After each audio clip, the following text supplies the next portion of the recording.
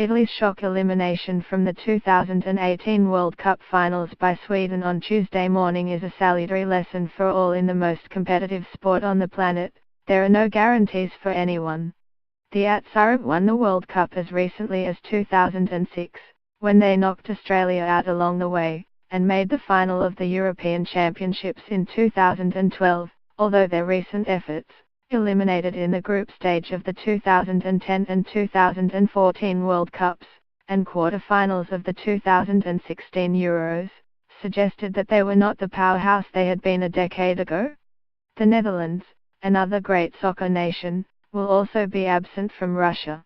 Their fall from grace has been even quicker. They were World Cup finalists in 2010 and semi-finalists in 2014, when Australia was again one of the teams they defeated, but they did not even make the playoffs this time. They also failed to qualify for the Euros in 2016. Then there was Argentina, containing perhaps the best player in the world, Leo Messi, along with a galaxy of top-liners, who struggled to make it out of South America but managed to secure a place. However, Chile, the current Copa America champions, failed to make it even into the playoff position in the tough South American qualifying group. All these results are not so much a wake-up call for Australia's players, who go into the decisive playoff against Honduras on Wednesday night with the memory of their extra-time win and last-minute let-off against Syria top of their minds, but any Australian fans who might be feeling complacent after the team's 0-0 draw in Honduras on Saturday morning. The players know all too well the pitfalls that any opposition can present, and supporters should be aware that the Hondurans, while perhaps not the toughest of opponents, are a threat. All they need is the sort of luck, probably from a defensive error or breakaway move, that the Syrians did enjoy when their last-minute free kick struck the post. A goal then would have made it 2-2 on the night and put the Middle Eastern nation through to the intercontinental playoff at Australia's expense. If Honduras score, the Socceroos will have to score twice.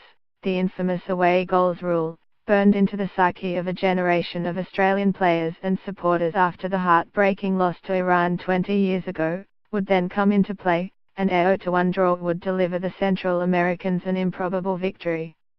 Failure to score when they have dominated games has cost the Socceroos greatly, never more so than the 2-1 win over Thailand in Melbourne, which concluded the group phase. The Socceroos had so much of the ball it was embarrassing, but they could not break down the Thai rearguard more than twice. Concentration lapses have also put them in this position, with Ange Postecoglou's team having surrendered the lead in away games in Iraq, Thailand and Saudi Arabia. These are all factors that provide the backdrop for Wednesday night's game.